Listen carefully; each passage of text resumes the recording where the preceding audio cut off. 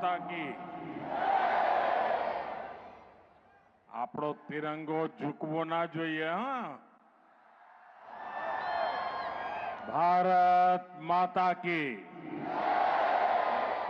भारत माता की। गुजरातना मुख्यमंत्री श्रीमान भूपेन्द्रभाई पटेल, केंद्र में मंत्रिमंडल हमारा साथी मनोहरलाल जी, मंत्रिमंडल अन्य सभी सौ सदस्यों, सांसद, विधायकगण, अन्य सौ वरिष्ठ महानुभाव અને કચ્છના મારા વાલા ભાઈઓ અને બહેનો,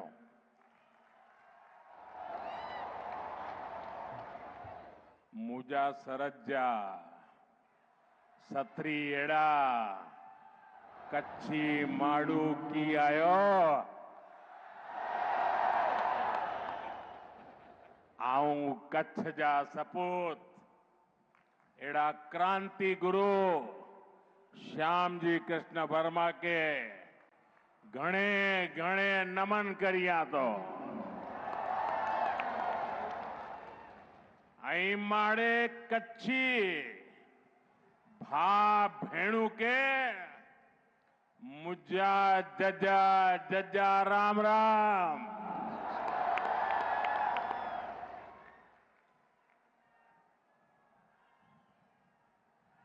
साथियों,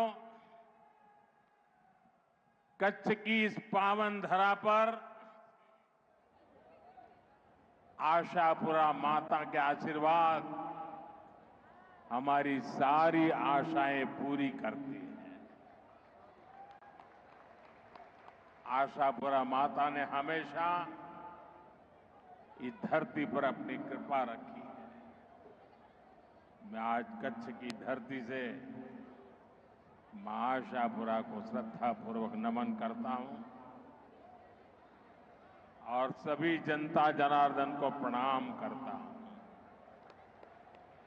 साथियों, मेरा और कच्छ का नाता बहुत पुराना है। आप लोगों का प्यार भी इतना है कि मैं अपने आप को कच्छ आने से कभी रोक नहीं पाता हूं।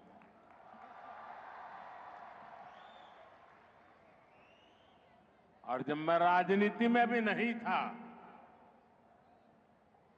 सत्ता से मेरा कोई लेना देना नहीं था, उस समय भी कच्छ की धरती पर लगातार आना ये मेरी सहज कार्य रचना हुआ करती थी। यहां के चप्पे चप्पे पर जाने का मौका मिला है। कच्छ के लोगों का आत्मविश्वास अभावों के बीच भी आत्मविश्वास से भरे हुए लोग ये हमेशा हमेशा मेरे जीवन को दिशा देते रहे हैं।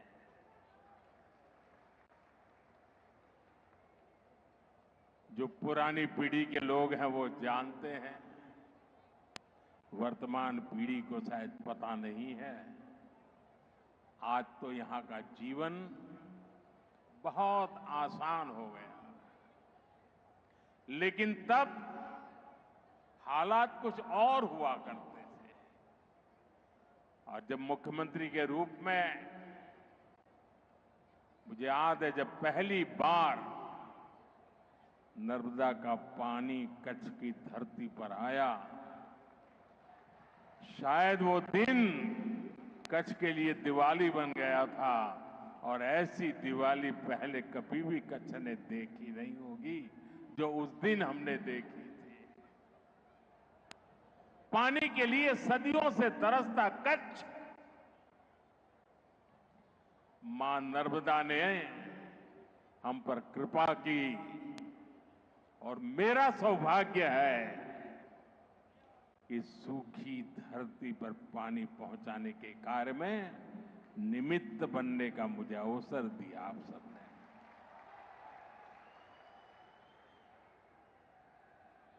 मैं जब मुख्यमंत्री था, लोग गिनते थे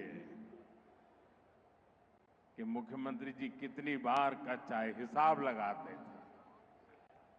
कुछ लोग तो कहते थे मोदी जी ने सेंचुरी लगा दी है।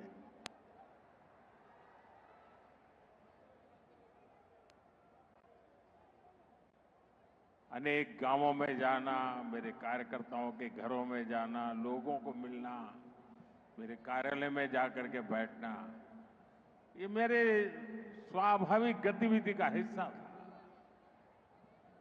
साथियों, मैंने देखा है कि कच्छ में पानी नहीं था, लेकिन कच्छ के किसान पानीदार थे। उनका जज्बा हमेशा देखने लायक रहा है। सालों तक जो भी मैंने कच्छ में अनुभव किया और मैं उसमें विकास की बहुत संभावनाएं देखता था। कच्छ ऐसा नहीं हो सकता। जिस भूमि पर हजारों साल पहले धौलावीरा हुआ हो, उस भूमि में जरूर कोई ताकत होनी चाहिए। हमें उसकी पूजा करनी चाहिए। और साथियों, कच्छ ने दिखा दिया कि उम्मीद और निरंतर परिश्रम से स्थितियों को पलटा जाता है, आपत्ति को अवसर में बदला जा सकता है और इच्छित सिद्धियों को प्राप्त किया जा सकता है। जब यहां भूकंप आया था तो दुनिया को लगता था कि बस खत्म, अब कुछ नहीं हो सकता। और कच्छ मौत की चादर ओढ़ करके सोया था उस भूकंप में। लेकिन साथियों, मैंने कभी मेरा विश्वास खोया नहीं था। मेरा विश्वास कच्छी खमीर पर था। અને એટલે જ હું તો કહેતો હતો, બાળકોને ભણાવવું પડશે કે કચ્છનો ક અને ખમીરનો ખ।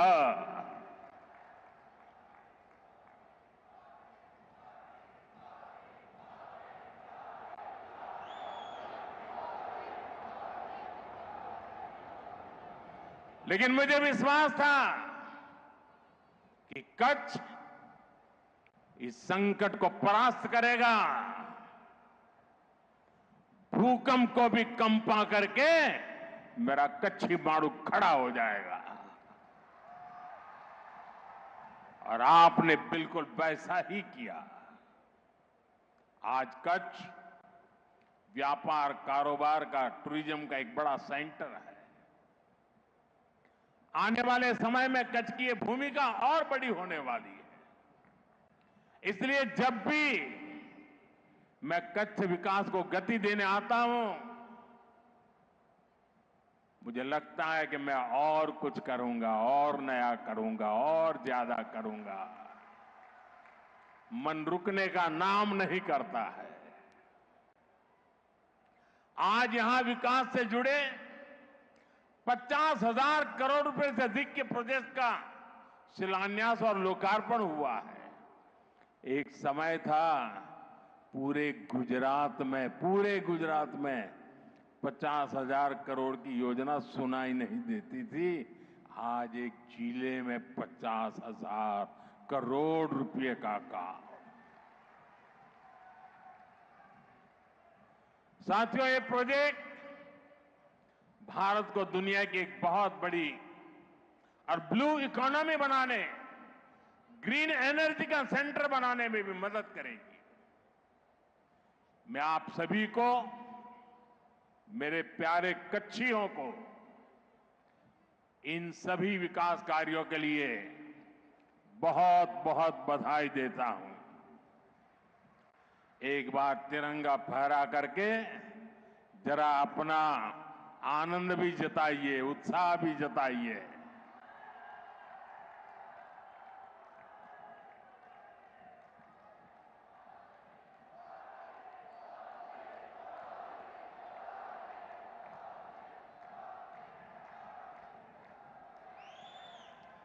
साथियों, हमारा कच्छ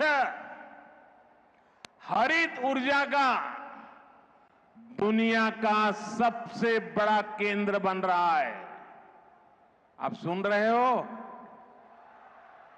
क्या कहा मैंने? दुनिया का सबसे बड़ा। हो जाए एक बार।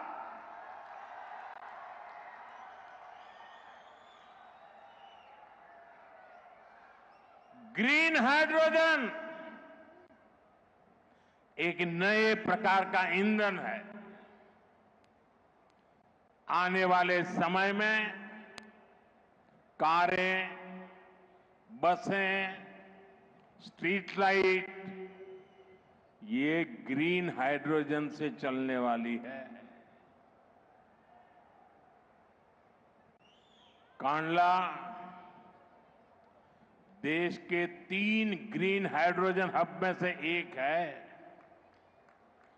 आज भी यहां ग्रीन हाइड्रोजन कारखाने का शिलान्यास हुआ है। इस कारखाने में जो टेक्नोलॉजी लगी है,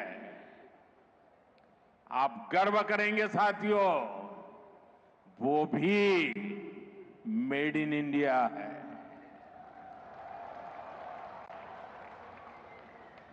हमारा कच्छ भारत की सौर क्रांति के भी केंद्र में है।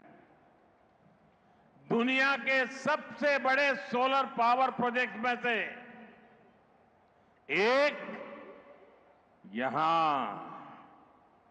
मेरे कच्छ में बन रहा है।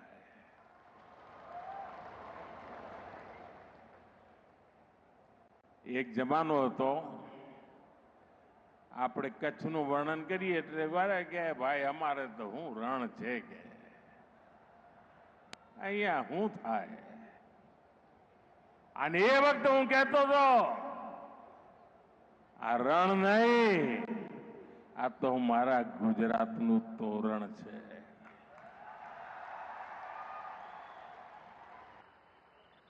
અને એ જ રણ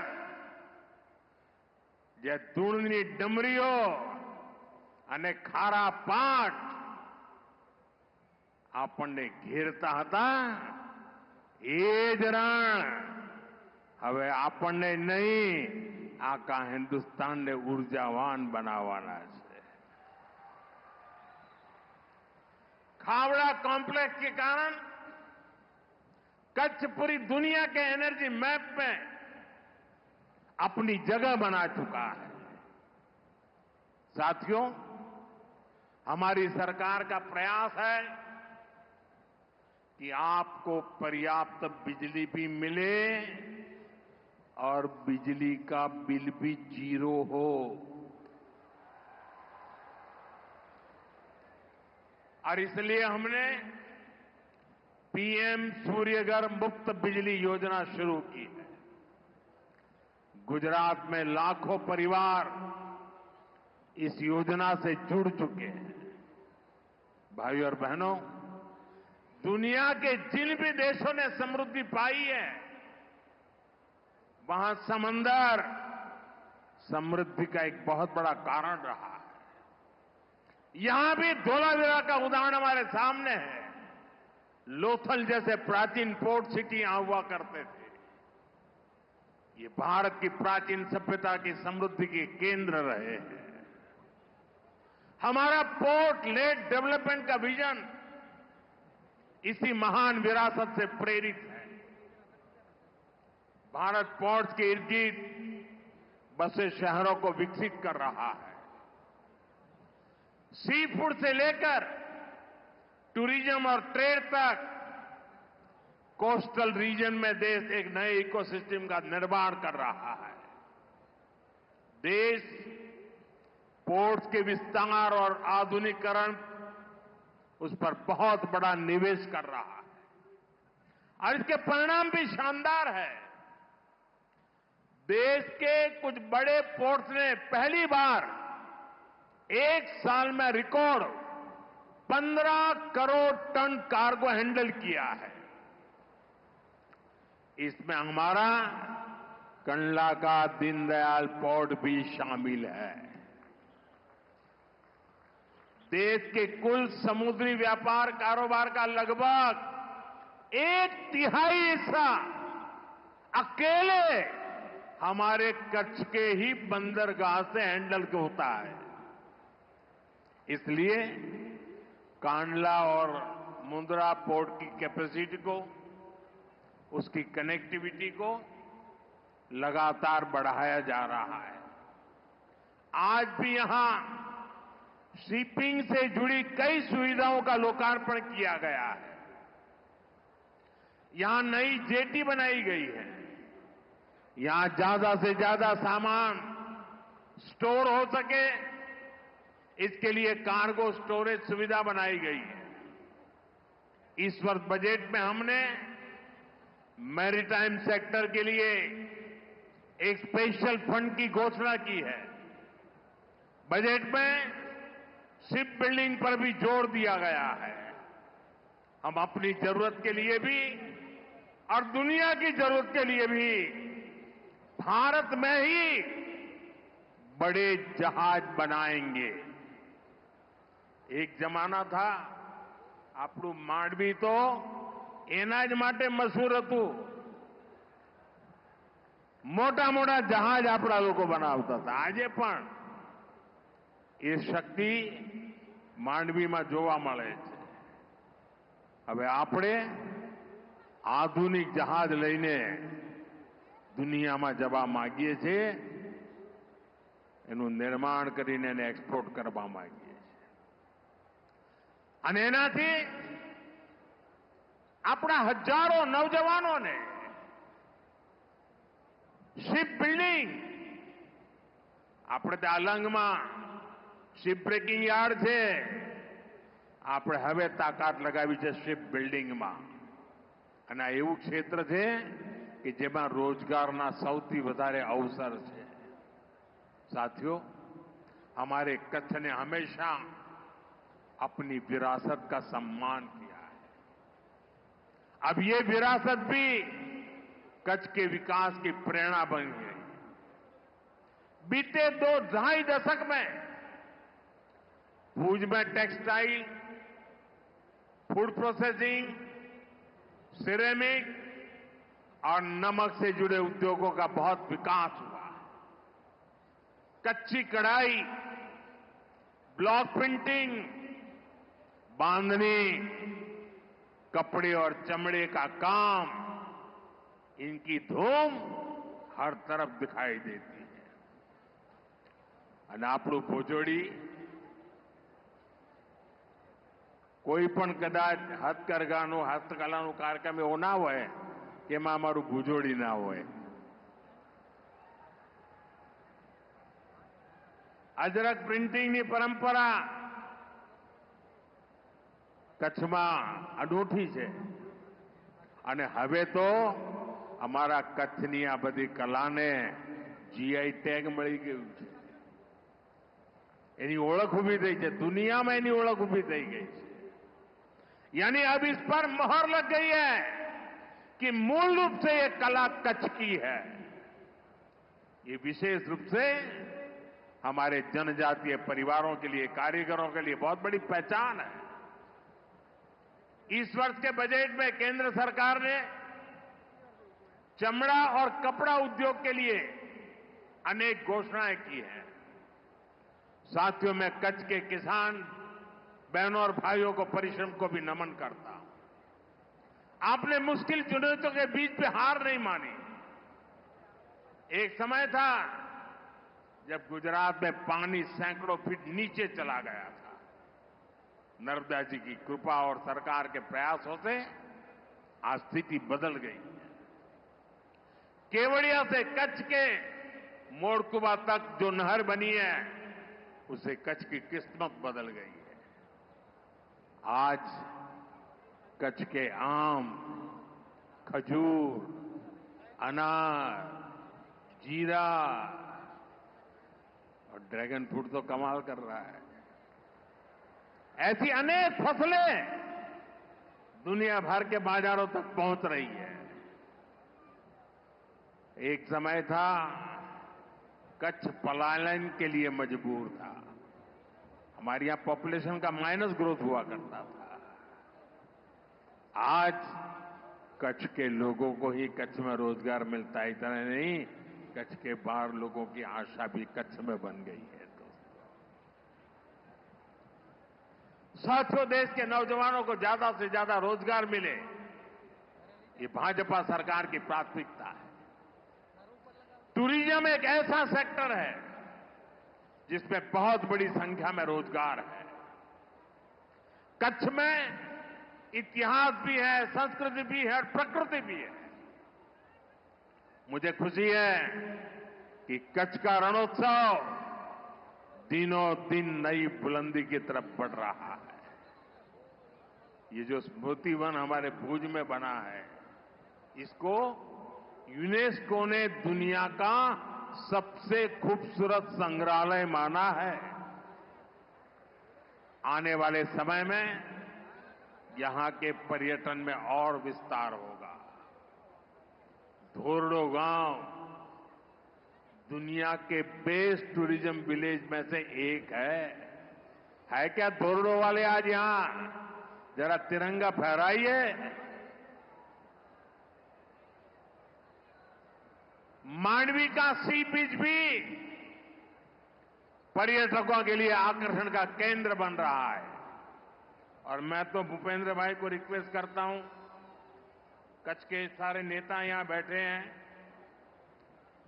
जब हमारा रणोत्सव चलता हो, क्या उसी समय हम कच्छ के बीच पर बीच कंपटीशन खेलों की, क्योंकि आजकल बीच गेम्स बहुत पॉपुलर हो रहे हैं। अभी कुछ समय पहले दीव में नेशनल कंपटीशन हुआ। हजारों बच्चे खेलने के लिए आते हैं, बीच की बालू में खेलना होता है। मैं चाहूंगा कि अब रेगुलरली जब रणोत्सव चलता हो, उसी समय हमारे मांडवी के बीच पर देश भर के लोग आए, खेले और बीच उत्सव, यानी एक प्रकार से कच्छ टूरिज्म के अंदर नई नई ऊंचाइयों को प्राप्त करता चले। आपको जो भी मदद चाहिए, मैं तो मौजूद ही हूं हमेशा।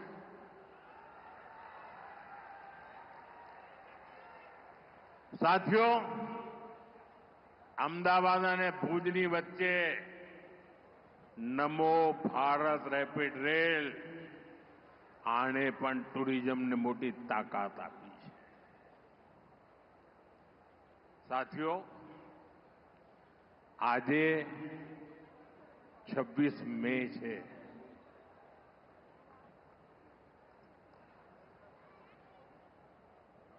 કેમ આમ ઠંડા પડી ગયા?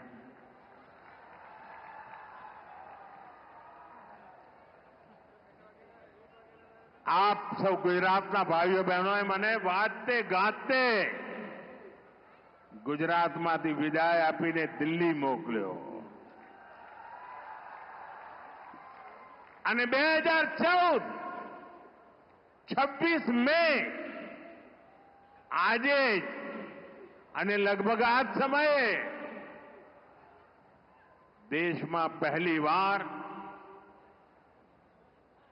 प्रधानमंत्री तरीके, प्रधान सेवक तरीके सौगंध लीधा था।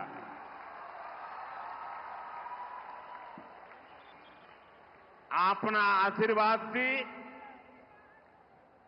26 મે 2014 गुजरात સેવામાંથી આગળ વધીને રાષ્ટ્ર સેવામાં 11 વર્ષની યાત્રા અને વિધિના જોગાનુજોગ જુઓ, 26 मई प्रधानमंत्री पद ने 11 વર્ષ થાય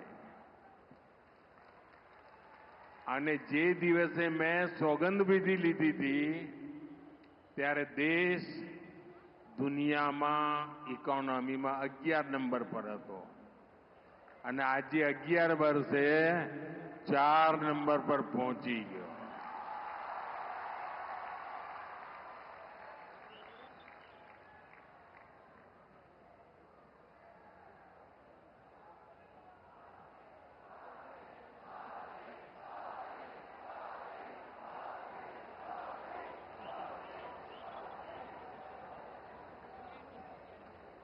साथियों, भारत टूरिज्म पर विश्वास करता है. टूरिज्म लोगों को जोड़ता है. लेकिन पाकिस्तान जैसा देश भी है जो टेररिज्म को ही टूरिज्म मानता है और ये दुनिया के लिए बहुत बड़ा खतरा है. हमारे गुजरात में कच्छ के लोगों को पता होगा कि पहले गांधीनगर से कोई भी मंत्री मुख्यमंत्री कच्छ आते थे 25-30 साल पहले, तो उनके भाषण में पाकिस्तान से शुरू होता था, पाकिस्तान पूरा होता था और कच्छ वालों को बार बार याद कराते थे पाकिस्तान पाकिस्तान पाकिस्तान. आपने देखा होगा 2001 में मैंने तय कर लिया कि मैं समय उसमें बर्बाद नहीं करूंगा.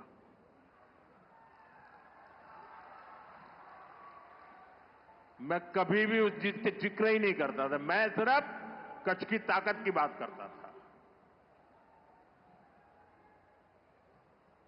भुला दिया था मैंने.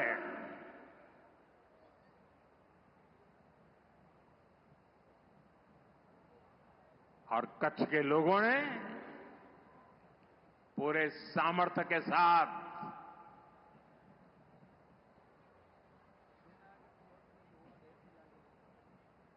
पाकिस्तान को भी ईर्ष्या हो जाए वैसा कच्छ बना दिया. दोस्तों, साथियों, हमारी नीति आतंकवाद के खिलाफ जीरो टॉलरेंस की है. ऑपरेशन सिंदूर ने इस नीति को और स्पष्ट कर दिया है. जो भी भारतीयों का खून बहाने की कोशिश करेगा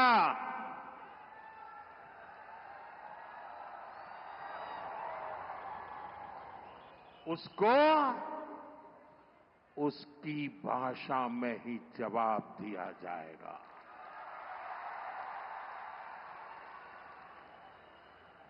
भारत पर आंख उठाने वाले किसी भी कीमत पर बख्शे नहीं जाएंगे. साथियों, ऑपरेशन सिंदूर मानवता की रक्षा और आतंकवाद के अंत का मिशन है.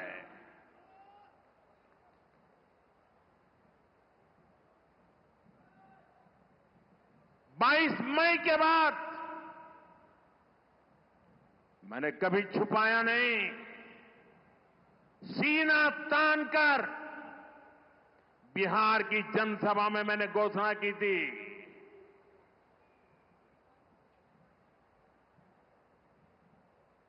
मैं आतंकवाद के ठिकानों को मिट्टी में मिला दूंगा.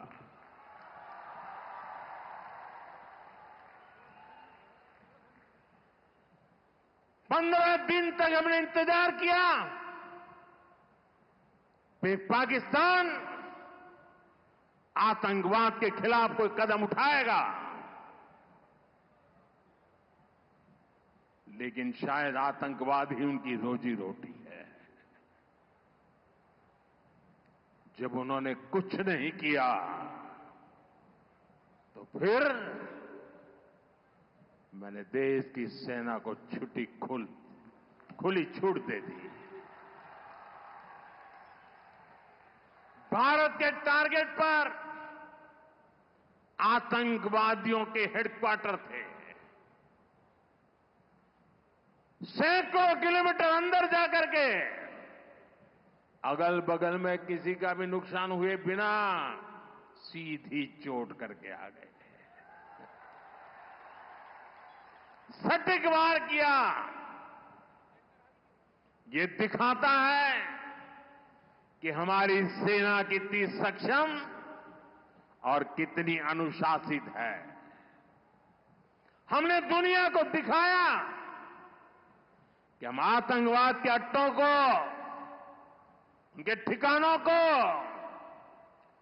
यहां बैठे बैठे मिट्टी में मिला सकते हैं। साथियों, भारत की कार्रवाई से पाकिस्तान कैसे बौखला गया, ये भी हमने देखा है।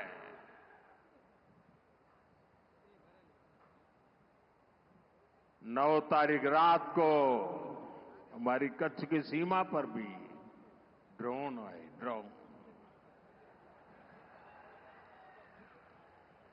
उनको लगता था कि मोदी गुजरात का है तो जरा गुजरात में कमाल कर हुए मालूम नहीं है। जरा 71 को याद कीजिए, ये जो वीरांगना यहां आई थी ना, उन्होंने तुम्हें धूल चटा दी थी। ये माताएं बहनें उस समय 72 घंटे में रनवे तैयार कर दिया और हमने हमले फिर से चालू कर दिए थे।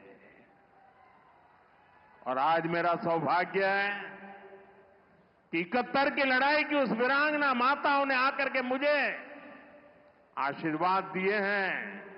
इतना ही नहीं, सिंदूर के वृक्ष का पौधा भी दिया है। माताएं बहनें, आपका दिया हुआ ये पौधा अब पीएम हाउस में लगेगा।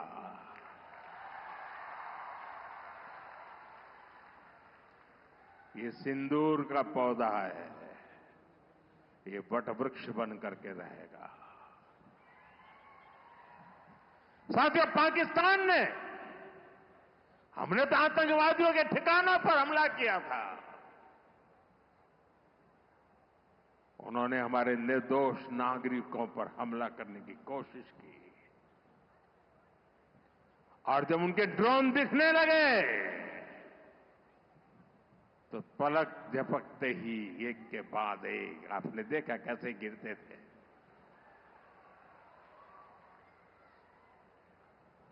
और तब भारत ने भी उनकी सेना पर 2 गुनी ताकत से हमला किया।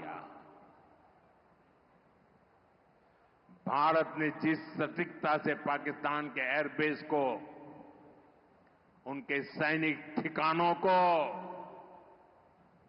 तबाह कर दिया, उससे दुनिया हैरान हो गई। जैसा मैंने कहा, आपने तो 71 की लड़ाई देखी है। इस बार पूरा पाकिस्तान कांप रहा था दोस्तों, कांप रहा था। और 71 में वो सोचते थे कि हमने भूज के एयरबेस पर हमला किया था।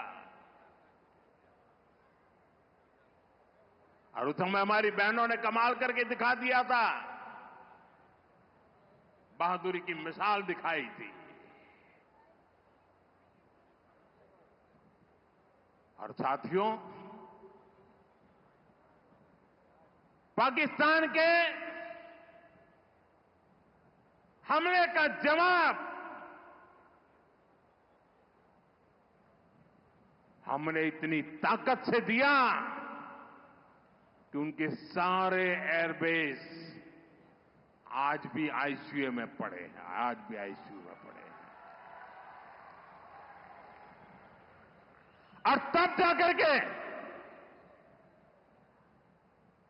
पाकिस्तान शरणागति के लिए मजबूर हो गया। पाकिस्तान को लगा बच नहीं सकते। भारत ने रौद्र रूप दिखा दिया है और आखिरकार ये हमारी सेना का पराक्रम था, ये हमारी सेना का साहस था, ये हमारी सेना का सटीक ऑपरेशन था। कुछ ही घंटों में पाकिस्तान ने सफेद झंडा फहराना शुरू कर दिया। उन्होंने कहा कि हम गोली नहीं चलाना चाहते। हमने कहा हम तो पहले भी कह देते थे भाई,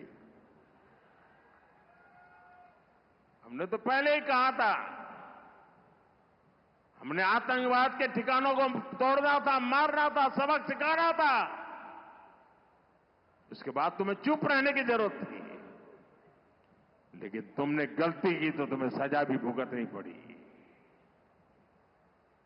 साथियों, भारत की लड़ाई सीमा पार पल रहे आतंकवाद से। जो आज इस आतंकवाद को पाल पोस रहा है, उससे हमारी दुश्मनी है। मैं कच्छ की इस धरती से, पाकिस्तान की सीमा पर सटा हुआ मेरा जिला है, मैं पाकिस्तान के लोगों को भी कहना चाहता हूं, क्या पाया आपने? हिंदुस्तान दुनिया की चौथी इकोनॉमी बन गया और तुम्हारा हाल क्या है? तुम्हारे बच्चों के भविष्य को बर्बाद किसने किया? तुम्हें दर दर भटकने के लिए मजबूर किसने किया? ये आतंकवाद के आकाओं ने।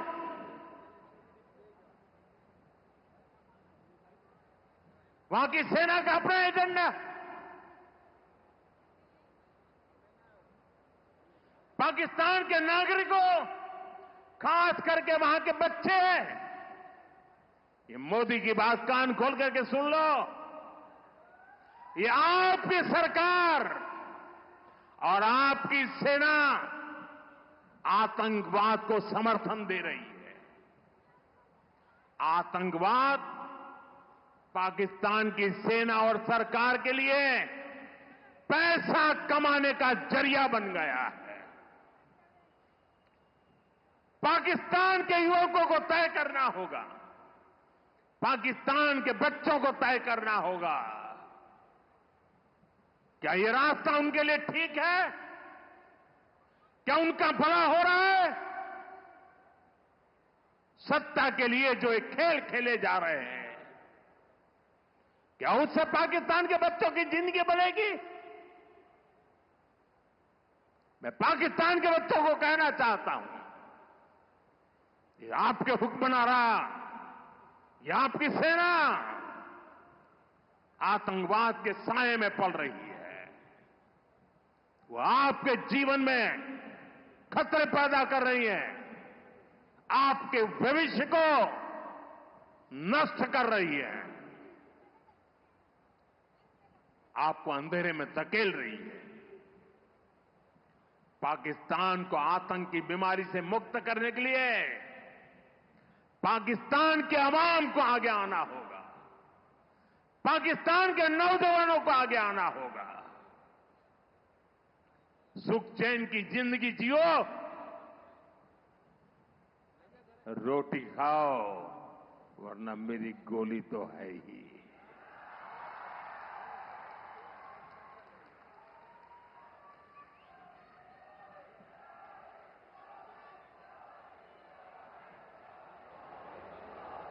साथियों,